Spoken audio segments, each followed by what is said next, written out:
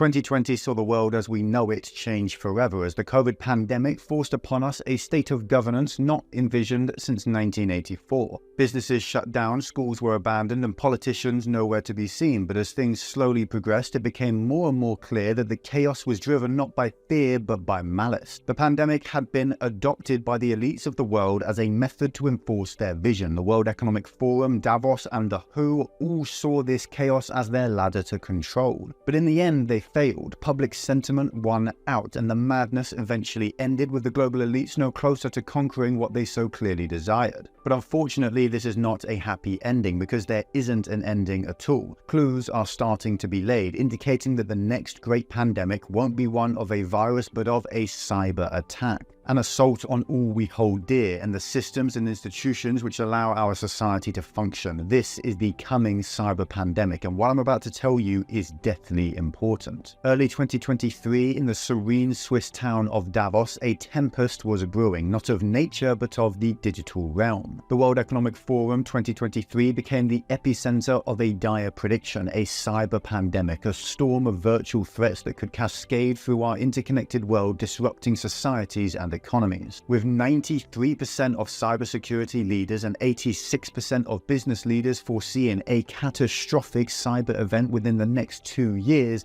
the digital clouds are darkening and the winds of cyber insecurity are beginning to howl. Matthew Prince, the CEO of Cloudflare, and Sadie Kreese, a cybersecurity professor at the University of Oxford, amongst others, cast a shadow with their ominous predictions of 2023 being a year rife with cyber attacks, which so far have been looming but have yet to enter the mainstream news cycle. The metaphorical cyber storm Kreese spoke of is not merely a disturbance but a political upheaval of the digital ecosystem affecting organizations, governments, and individuals alike. But what fuels this tempest? The reasons are manifold: geopolitical instability, technological advancements, and perhaps the ever-expanding digital universe that we are so intricately woven into. The cyber realm, much like the physical world, is influenced by the geopolitical landscape. 74% of organizations have admitted that global geopolitical instability has already shaped their cyber strategies. And let's not forget that with the war in Ukraine still waging and the Israel conflict just beginning to erupt, geopolitics is only going one direction.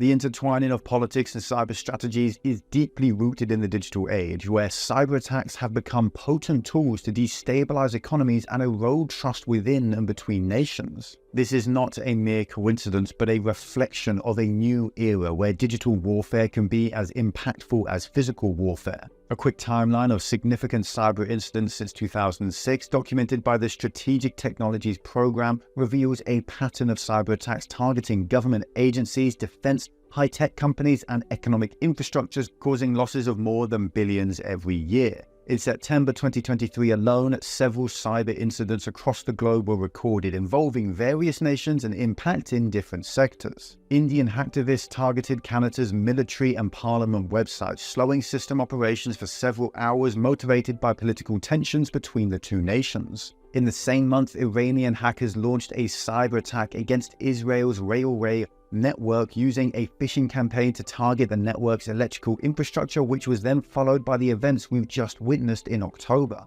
Additionally, Chinese state-sponsored hackers were accused of placing modifying software inside routers to target government industries and companies in the US and Japan. They used firmware implants to stay hidden and move around in their target networks without anyone realizing. These incidents show us all how real this world is and how even small groups with hardly any funding at all can have absolutely monstrous impacts. And if mere hacktivists can disrupt everything around us, just imagine what the global elites in Davos might be able to do with their intelligence agencies and trillions of dollars at their disposal. And this isn't just a fear for the operation of systems in everyday life, but for investments as well. The fear of business continuity, disruption, and reputational damage further amplifies the anxiety surrounding this coming cyber pandemic.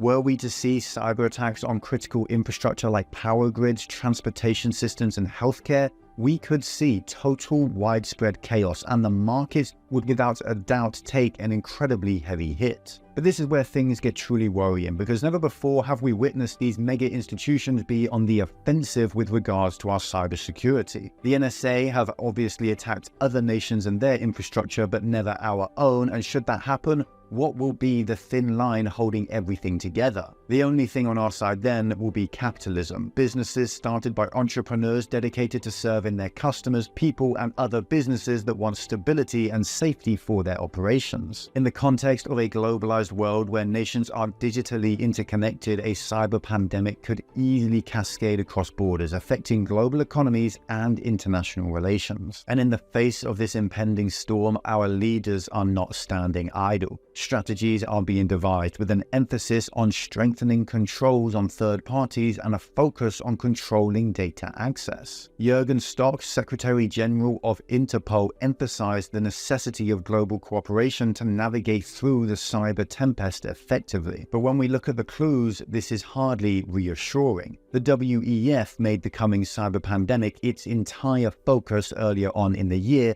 and one need only look back 2 years to see how authoritarian and evil these institutions got before. The days are not long gone when these very same politicians were considering whether or not they should round up every pet in the country and euthanize them in the name of fighting COVID. The age-old human right of bodily autonomy was the first right to be swept under the rug, as these elites decided that they knew what was right for everyone, regardless of how many people got hurt in the process. And now we're supposed to trust these people to protect us from a cyber pandemic? Well, anyone with half a brain cell will be sitting here right now saying not this time. Because the previous pandemic wasn't actually a virus, it was a government. It wasn't the symptoms of COVID, it was the destructive and totalitarian governments damaging our own lives and health in the name of the greater good. And there is nothing stopping them from doing the same when the next pandemic rears its ugly head. Except for individuals, except for businesses dedicated to providing value to their customers, to protecting their cybersecurity,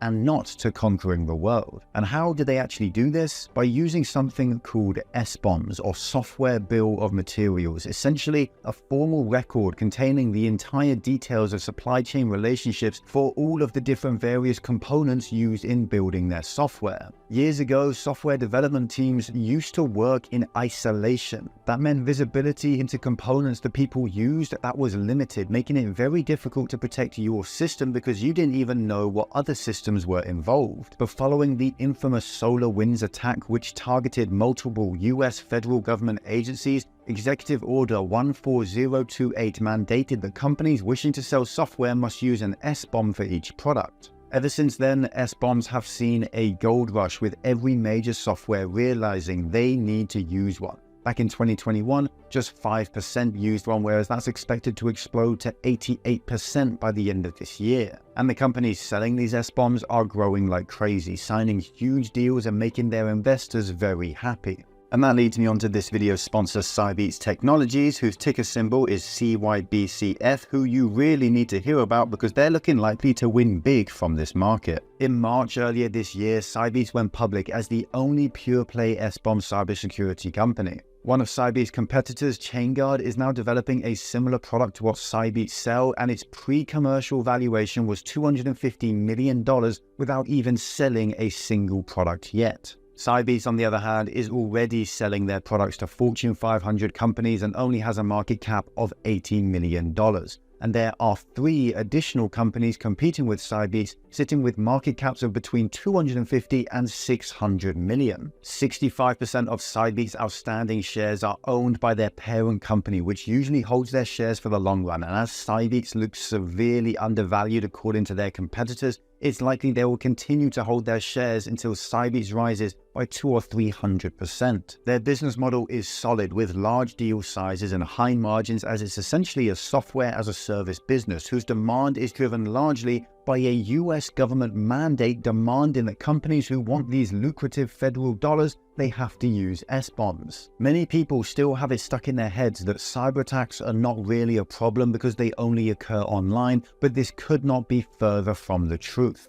Just 2 years ago, we saw the Colonial Pipeline that was hit by a cyber attack that shut down fuel delivery between the Gulf Coast to the East Coast, threatening the supplies of gasoline for over 100 million Americans, including airports, seaports, and military bases. And of course, panic buying on the news made that problem even worse, as everyone rushed to buy up as much gasoline as they possibly could. This event made it abundantly clear: cyber attacks have real-world consequences for the real world. And software supply chain security isn't just a tech problem, it's an everybody problem, because every business today uses software in at least one place. And CYBTs are set to capitalize on this reality, with a 75% conversion rate from customers who complete a free trial and decide to continue going on with them paid. The case is clear: SBOMs are here to stay, companies need them, and the market to provide them is only just getting started. Of course, you need to do your own due diligence, check CYBTs out, and make sure they're the right fit for you.